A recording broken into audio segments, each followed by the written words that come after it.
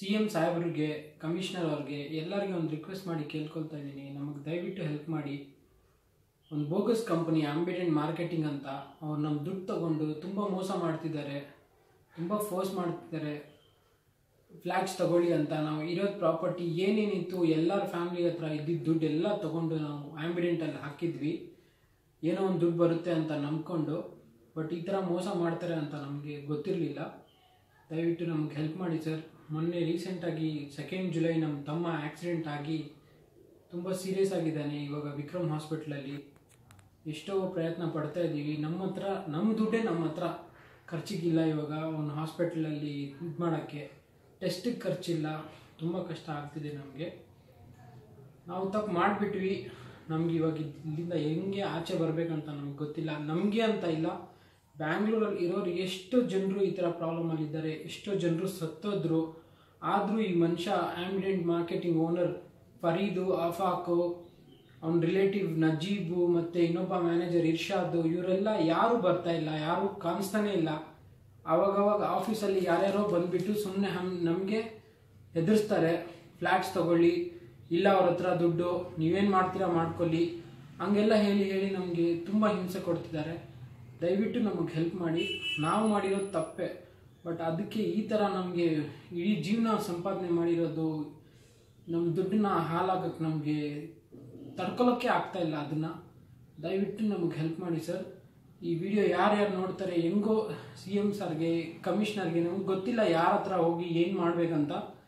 ಕೊನೆಗೆ ಏನು ಇದಾಗಿದ್ದೆ, ನಿನ್ನೆನೂ ಯಾರೋ ಸತ್ತೋದ್ರು ಅಂತ ಗೊತ್ತಾಯಿತು. ಹಂಗಾಗಿ ನಾನು ಯೋಚನೆ ಮಾಡಿದೆ ಈ ಥರ ವಿಡಿಯೋ ಹಾಕಿ ಯೂಟ್ಯೂಬಲ್ಲಿ ಹಾಕೋಣ ಅಂತ. ಬೇರೆ ಯಾವುದು ದಾರಿನೇ ಕಾಣಿಸ್ತಾ ಇಲ್ಲ. ದಯವಿಟ್ಟು ನಮಗೆ ಹೆಲ್ಪ್ ಮಾಡಿ ಸರ್. ನನ್ನ ನಂಬರು ಕೊಡ್ತೀನಿ. ಆಂಬಿಡೆಂಟ್ ಅವ್ರಿಗೂ ನಾನು ಅದೇ ರಿಕ್ವೆಸ್ಟ್ ಮಾಡ್ಕೊಳ್ತಾ ಇದ್ದೀನಿ, ಅಟ್ಲೀಸ್ಟ್ ಇವಾಗಾದರೂ ಅವ್ರ ಹ್ಯುಮ್ಯಾನಿಟಿ ತೋರಿಸಿ ನಮ್ಮ ದುಡ್ಡು ನಮಗೆ ಕೊಟ್ಬಿಟ್ರೆ ನಮ್ಗೆ ಸಾಕಾಗ್ಬಿಡುತ್ತೆ ನಮ್ಮ ಕೆಲಸಕ್ಕೆ ಅಂತ. ದಯವಿಟ್ಟು ನಮಗೆ ಹೆಲ್ಪ್ ಮಾಡಿ. ನಮಗೆ ಅಂತ ಇಲ್ಲ, ಬ್ಯಾಂಗ್ಳೂರು ಮಾತ್ರ ಅಲ್ಲ, ಇಂಡಿಯಾನಲ್ಲಿ ಎಷ್ಟೋ ಜನರು ಹಾಕಿದ್ದಾರೆ ಇವ್ರನ್ನ ನಂಬ್ಕೊಂಡು. ಇವರೆಲ್ಲ ಮೋಸ ಮಾಡಿ ಅದು ಯಾವ ಥರ ಏನು ಥಿಂಕ್ ಮಾಡಿ ಇವರೆಲ್ಲ ಹಿಂಗೆ ಮಾಡಿದ್ರು ಅಂತ ಗೊತ್ತಿಲ್ಲ. फरीद ಅವ್ರಿಗೆ ಒಂದೇ ಒಂದು ಮೆಸೇಜ್ ನಾನು ಕೊಡೋದು, फरीद भाई तुम्हें बार बार एक ही बात बोलती कि परसों लास्ट टाइम कौन से की शादी महल में भी जब लास्ट मीटिंग हुई थी फरवरी में, आप बोल रहे थे कि मीर सादिक कर को एक टीपू सुल्तान के ज़माने में धोखेबाज था कर को, अगर आप पे ऐसा धोखा दिए तो अगले बहुत सारे जनरेशन्स में आप और आपकी फैमिली के ऊपर ये नामा रहती। देखो आपका नाम कोई नहीं भूलता, जनरेशन हो गए तो भी एक धोखेबाज फरीद, धोखेबाज अफाक, धोखेबाज नजीब, इरशाद, इन्होंने सब धोखा दिए। पूरे बेंगलुरु, पूरे कन्नडिगा सबको धोखा दिए। बोल को तुम लोग कितना छपे तो भी तुम लोग बच तो नहीं सकते, ये तो याद रख लियो। और इतने गरीबों का, इतने जनिया के पैसे खा को तुम्हें तो सुकून तो तुम ना भूल जाना सो। तुम्हें आजकल कितना भागती, तुम्हें भागो, कब ना कब तो तुम्हें मिलती, उस वक्त तो तुम्हें नहीं भाग सकते। और प्रॉपर्टीज क्या फोर्स करके हम प्रॉपर्टीज फ्लैट भी हम बेचने की कोशिश कर रही सो थे। सो हमारे प्रॉपर्टीज हमें बेच को तुम्हारे पास लाख डाले सो, हमें प्रॉपर्टीज के वास्ते नहीं डाले तुम्हारे पास पैसे, कुछ नफा आन दे बोल को, कोई शादी के वास्ते, कोई बिजनेस के वास्ते, क्या क्या सोच को तुम्हारे पास लाख पैसे डाले, लेकिन तुम्हें ऐसा करती बोल को हमें नहीं सोचे थे। अब तो भी जरा दिमाग इस्तेमाल करो। इसे बिजनेस नहीं बोलते, इसे धोखा बोलते, सो इसे क्लीन चीटिंग बोलते। इसे तुम्हें बहुत बड़ा धोखा दिए। अब तो जरा दिमाग चलाओ और तुम्हारे फ्लैट्स तुम्हें हनुमान को थोपो।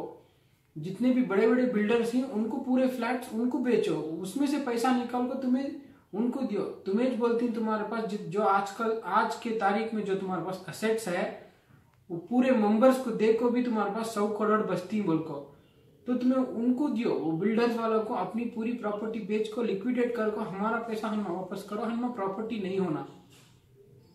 याद रखो आज की तारीख में 2 या 3 आदमियां मर गए। आज मेरा भाई इतनी परेशानी में है, हमें हमारा पैसा इस्तेमाल नहीं कर पा रही। हमारे रिश्तेदारों में इतने आईडीज हैं जो शायद पूरे मिलाए तो तकरीबन 90 लाख या 1 करोड़ तक आता है। हमें कहाँ जाना सा, हम दिन रोज का खाने को भी प्रॉब्लम होगा। हर कोई आको आपके ऑफिस के पास लड़ नहीं सकता। बहुत सारे लोग हैं जो घर में बैठ कर रो रही, कोई सामने आने भी डर रहा, कैसा पूछना बोल को, कोई शोहर से बिना बोले लाखों डालिया पैसे। ऐसा बहुत कुछ होगा है। कितने हस्बैंड वाइफ में प्रॉब्लम होगी, डिवोर्स होगी, कोई हस्बैंड को मार डालिया, कोई वाइफ हस्बैंड के ऊपर ब्लेम कर को घर छोड़ को चलेगी, FIR हो को है हस्बैंड वाइफ के गलाटे में एम्बिडेंट मार्केटिंग की तरफ से। ऐसा पैसा नको कमाओ, ऐसा बिजनेस नको करो। ये बिजनेस नहीं बोलते इसे पक्का धोखा बोलते सब। और तुम लोग बेंगलुरु के हो को तुम लोग सोचो नको कि तुम कहीं दूसरे देश में जाको सुकून से रह सकती बोल को, हरगिज नहीं रह सकती। ये वीडियो जितने भी देख रही जहां तक पहुंचा सकती पहुंचाओ, अच्छा वायरल करो, ताकि दुबई में और खतर में जहां जहां भी इन्हें बिजनेस करना बोल को सोच रहा है उन्हें उन लोगों को भी मालूम होना कि इन्हों कैसे धोखेबाजा कर को। और जितने भी और दूसरे भी कंपनियां हैं शायद उन्हों भी धोखा दे नहीं कर दिए रहेंगा। अगर उन्हों भी दे रही तो उन्हों भी ये समझ लियो ऐसा तुम्हें धोखा देखो अच्छे नहीं रह सकते।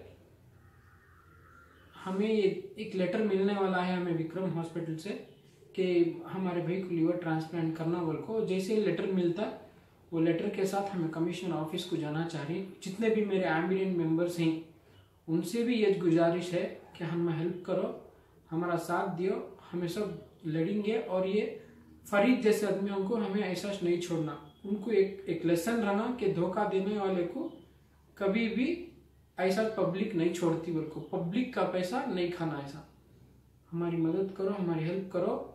और ये ऑपरेशन का भी खर्चा बहुत है, तकरीबन 25-30 लाख का खर्चा है। कहते हमारे पास 500-1000 ऐसे ही जो भी हॉस्पिटल में आ रहा है देखने के वास्ते उनसे हमें खर्च लेको हमें ट्रीटमेंट करा रही। अब फिलहाल तो विक्रम हॉस्पिटल में थोड़ा इंश्योरेंस में हमारा काम चल रहा है, लेकिन वो भी थोड़ी देर तक बहुत परेशान ही। जिससे जो हेल्प हो सकता है वो करो। और हेल्प तो पैसों की बहुत ज़रूरत है, लेकिन उसके साथ साथ अगर पूरे एम्बिडेंट मेंबर्स मिल को हमें कमिश्नर ऑफिस हमारे CM सर हैं उनके पास जाके हमें अपनी रिक्वेस्ट उनके सामने रखे तो शायद उन्होंने हमारी हेल्प करेंगे। वो एक उम्मीद है मुझे। आखिर बहुत हिम्मत जुटा को मैं ये वीडियो बना रहा हूँ, मेरी हेल्प करो। Thank you very much. अस्सलाम वालेकुम। वो जो एडमिट हो को ही हमारे भाई हैं फारूक बादशाह बोल को, हमारे पैसे जो हैं थोड़े एम्बिडेंट में ही उनका 2 जुलाई में एक्सीडेंट हुआ था और उस वजह से बहुत सारे तकलीफ़ें हुए। तकरीबन 15-20 दिन से हम हॉस्पिटल में फिर लेते हैं। पहले बैप्टिस्ट हॉस्पिटल को गए, फिर उसके बाद सेंट जॉन्स हॉस्पिटल को गए। यहाँ मालूम हुआ इनका लीवर डैमेज हो गया उनको। और विक्रम हॉस्पिटल में है हमें, और हमारे पास बहुत पैसों की तकलीफ़ हो गई। जो अगर यहाँ पे कुछ हुआ तो इसके ज़िम्मेदार बेशक सब अल्लाह की मर्ज़ी है, लेकिन इसके ज़िम्मेदार फरीद, उसका बेटा आफाक, नजीब, इरशाद, इन्हों सब भी ज़िम्मेदार रहते हैं इसके। क्योंकि उनके वजह से आज हमें भी हमारे पैसे ज़्यादातर इस इलाज को भी इस्तेमाल नहीं कर पा रही, कि तकलीफ़ में आ गई। और ये कल हमें लेटर मिलने वाला है यहाँ से, वो लेको हमें चीफ मिनिस्टर को मिलना करके सोच रही। कमिश्नर ऑफिस जाको कल जितना हो सकता हमें करना करको ही। सारे मेंबर से भी गुजारिश है कि हमारी हेल्प करना बिल्कुल, और जितना हो सके उतना ये वीडियो आप शेयर करो। इंशाअल्लाह आपको भी बहुत जल्द मैं ये वीडियो यूट्यूब में भी डालता हूँ, जिससे जितना हो सके उनमें भी कंट्रीब्यूट करो, इसमें साथ दियो हमारा। बहुत शुक्रिया।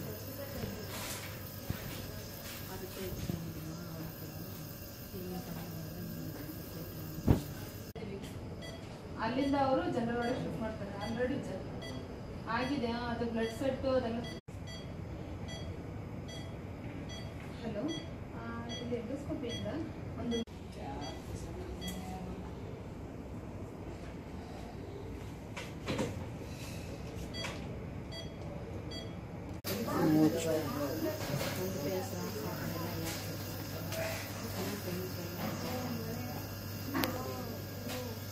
விற்கிறேம்மா.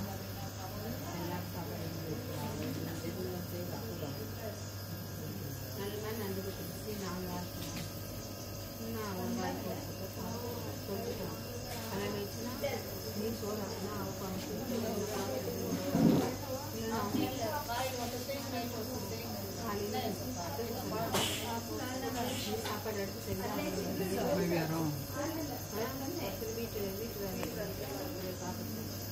நீ ஒரு காலையில்